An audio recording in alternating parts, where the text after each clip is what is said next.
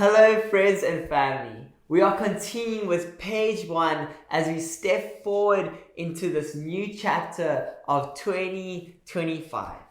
And so if you've ever painted before and you messed up, you would normally start over and start afresh.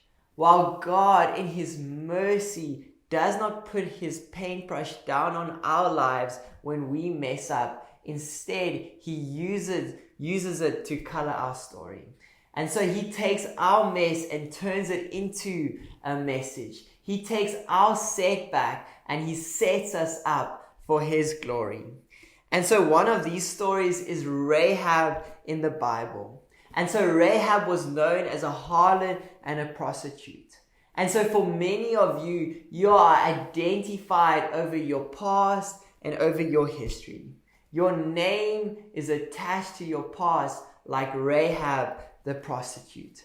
And so therefore you find it impossible to find yourself out of and to climb yourself out of your situation.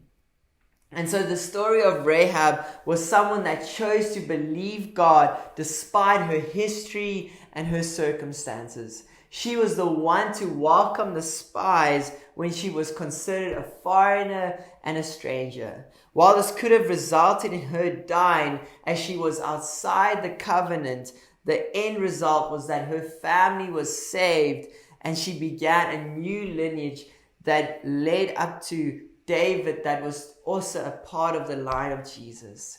And so she left a scarlet thread hanging outside her window, which signified hope.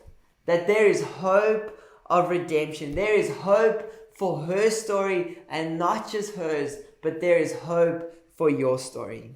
And so in Isaiah 42 verse 3, it says, "A bruised reed He will not break."